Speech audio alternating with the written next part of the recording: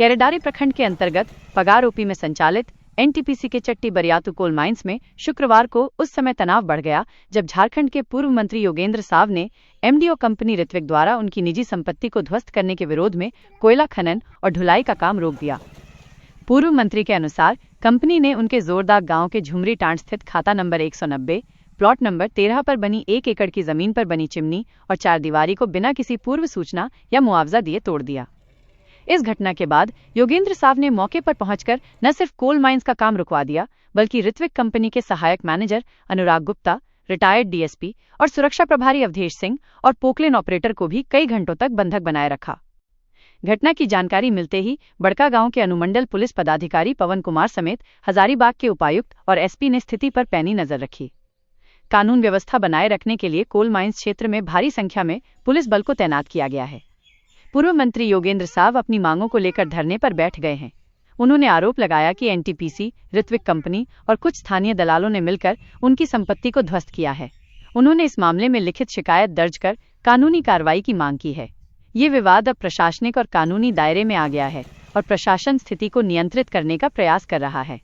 केरेडारी से रोहित गोस्वामी की रिपोर्ट। इन्होंने नोटिस दिया था और नोटिस का जवाब भी मैंने दिया था। पहले आप मेरा ज़मीन का रेट तो निर्धारित कीजिए, हमको क्या देंगे। एल एक्ट और सीबी एक्ट के तहत जो है इन लोग मतलब भुगतान करने के लिए चाह रहा था, तो हमने उसका जवाब दिया बना करके कि हमको फेयर कंपनसेशन और आप क्या रेट तो फिक्स कीजिएगा, इसका तो हमको बताइए पहले कितना मेरा अमाउंट बन रहा है, क्या रेट।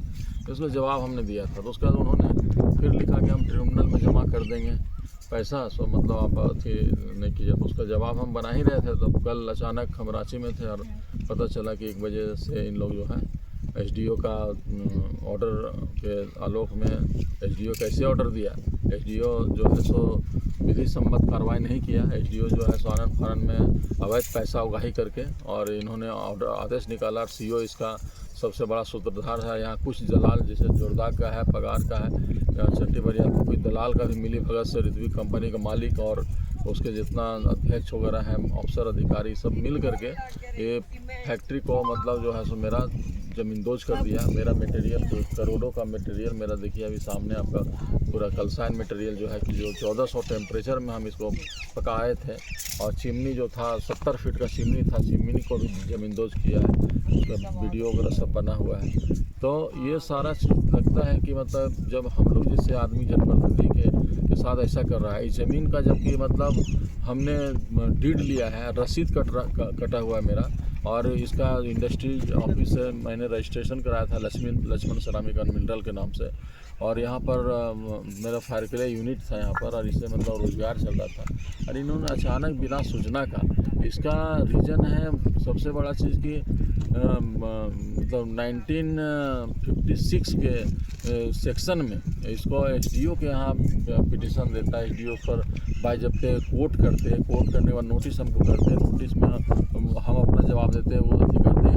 वहाँ प्रक्रिया चलता है, प्रक्रिया चलने के बाद जो है सो 1956 में ऐसा क्लॉज है, तब वहाँ से आदेश निकलता है खाली करने का, इसको ज़मीन को खाली करवाने का।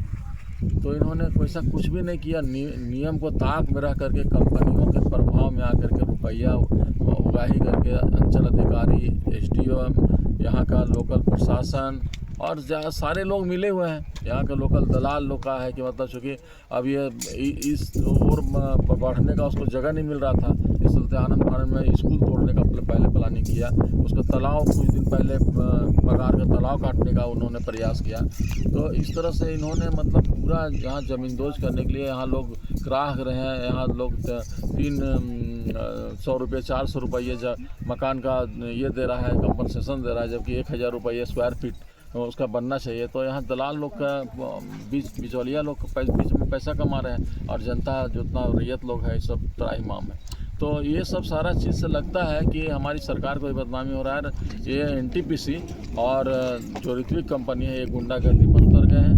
हमने इसीलिए धरना दिया है और धरना प्रदर्शन के तहत जो है सो हम सरकार के संज्ञान में लाना चाहते हैं और ऑटोमेट स्वतः जो है यहाँ सब माइनिंग लोग ये बंद किए हुए हैं और ट्रांसपोर्टिंग बंद किए हुए हैं, स्वतः सारा चीज़ बंद और बंद है। तो हम लोग भी चाहते हैं कि इसका जब तक क्लियर नहीं हो तब तक जो है सो मतलब ये एज इट इज ट्रांसपोर्टिंग और यहाँ पर खनन कार्य तुरंत बंद रहेगा, क्योंकि बहुत बड़ा ये मतलब मर्डर, हत्या से बड़ा ये अपराध हुआ है। और ये अपराध जो है सो मतलब के चलते हमने रात में थाना प्रभारी को लिखित इसकी सूचना दिया है और उनको संज्ञान में लेकर के हमने FIR, अभी SP से भी बात किया कि आप FIR जल्दी से करा कर इसमें कार्रवाई करें।